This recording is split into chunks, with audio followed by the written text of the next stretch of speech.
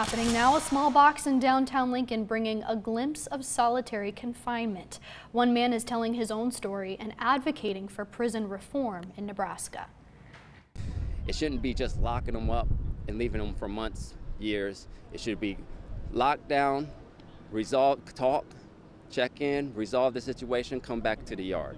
Jason Whitmer is with the American Civil Liberties Union of Nebraska. His goal this weekend is to teach people about solitary confinement in our state's prisons. Take a look at this box. This is a replica of a solitary confinement cell, holding only a small bed and toilet, with no windows and only a small slot for inmates to get their meals.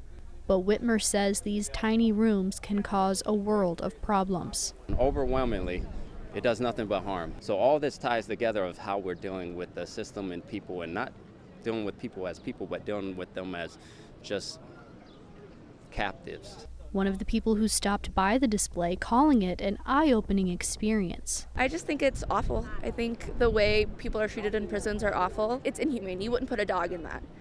If you were to see someone put a dog in something like that, that'd be inhumane. And imagine putting a human in that for months at a time.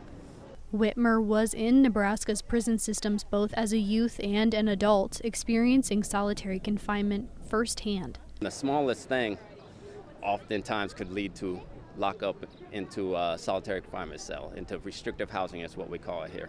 And from personal experience, I've learned I've never benefited from being locked up. In fact, it usually, if you're getting locked up, for instance, aggressive action fights, you don't go in there and cool out.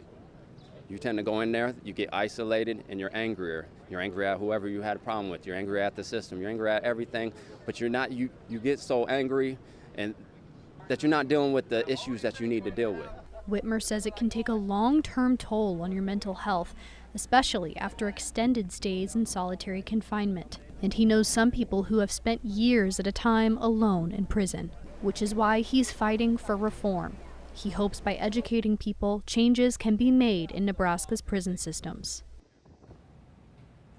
The solitary confinement replica will be in the Haymarket again tomorrow from 10 a.m. to 4 p.m.